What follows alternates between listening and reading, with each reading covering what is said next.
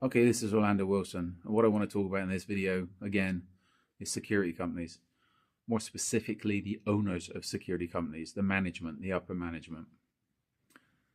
Now, I've been in this business for over 30 years. And when I first started back in the early 90s to mid 90s, I got started doing a little bit of work in Eastern Europe at the time when, just after the wall went down. And in those days, things were a little bit crazy. The bad guys come in all shapes and sizes, some official, some unofficial, etc., etc. And one of the most dangerous jobs to have in the former Soviet Union was to be the owner of a security company or upper management of a security company. Why? Because in those days, if another company, and a lot of the companies were run by criminals, wanted to take a contract, instead of putting them in a proposal, they just killed the owner of the company. That's it. If you're a business owner and the owner of the company that's providing you security has just ended up dead, and another company turns up and offers you their services, it might be in your interest to take the services pretty quickly. That's how things worked. I know of one shopping mall in one location. To my knowledge, 3 owners of security companies were killed over that location. From what I was told, 2 because other people wanted the contracts, and the 3rd because his guards and himself was doing too much of a diligent job, and certain people didn't like it. He was being too official and too efficient, so he was got rid of. So this is where that type of thing still happens in a lot of places.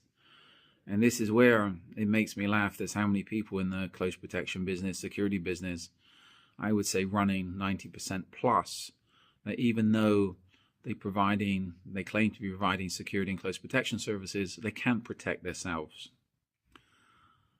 I remember in South Florida, I had a couple of, quite a few people come through, of course, but a couple of people come to mind that did my courses there. One guy turned up with his assistant manager in his sphere, in his area. He was well renowned on all the associations, Chamber of Commerce, etc., representative for this association, that association, etc. Nice enough guy, but as far as security was concerned, he couldn't really tie his shoelaces. And his assistant manager was telling me, he's an office guy, he's an admin guy, etc., etc. All right, that's well and good, but if you're providing security, it's okay. It's one thing being able to go to conferences and meetings and shake hands and talk BS, but it's another thing actually being able to provide the services.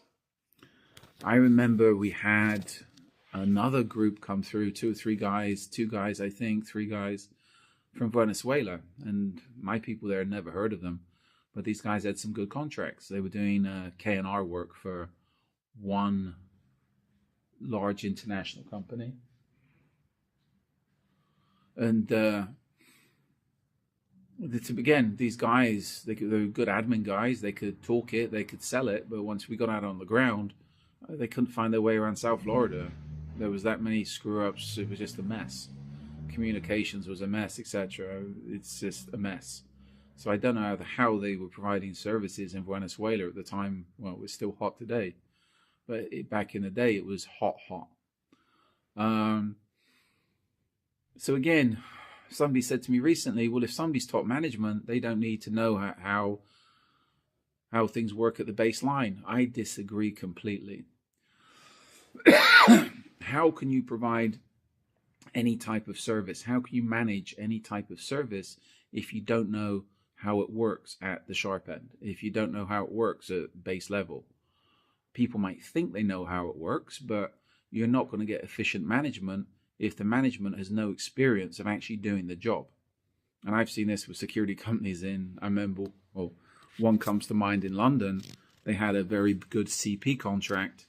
They decided to take on some operations manager, some ex-army officer, idiot, that started to run a CP contract as he would a man guarding contract. And he screwed it up completely because there was no, how can I put it?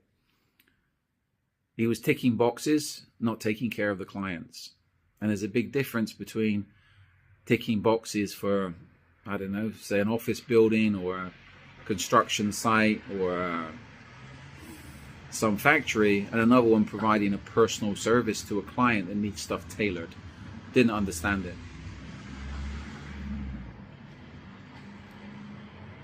And he caused that company a lot of issues, but he knew everything, right? Upper management always does, because he had plenty of experience within the man guarding world and within the military, but he had no experience of close protection services. So again, this is back down to, as I say, a lot of companies providing security, close protection, etc. The upper management have no clue what they're doing. They might be able to go to conferences, events, belong to associations, go to dinners, shake hands, talk plenty of good BS on the outside, but when it comes to actually doing the job or managing a job, they can't do, how can I put it? I'm trying to work it out politely. They can't do the job properly. Something else come to mind, and again, this is one of the guys, an associate of mine in Eastern Europe back in the day. He was working for a very good client, and the client, of course, had issues, as most wealthy people did back then.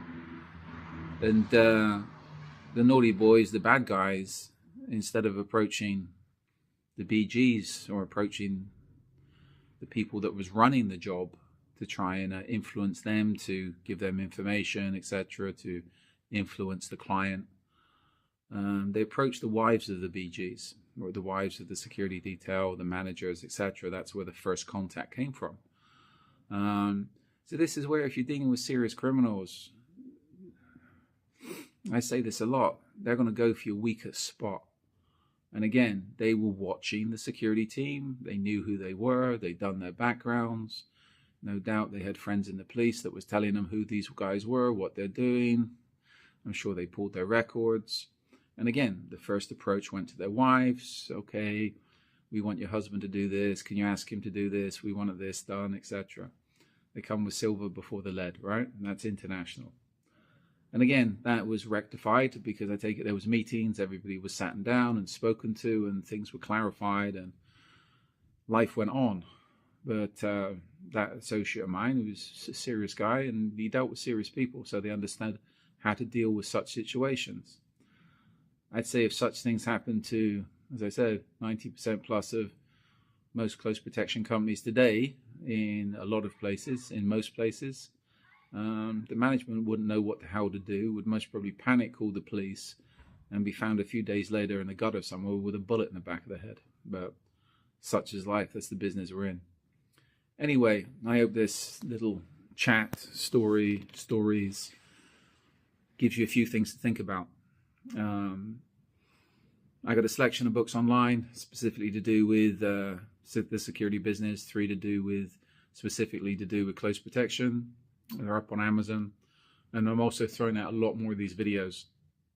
They're up on our social media, Risking social media, my social media. Look us up on YouTube, LinkedIn, Instagram, etc., etc. And if you're connected with me on social media, if you've got any relevant questions, please feel free to reach out. I'm open for relevant questions from serious people.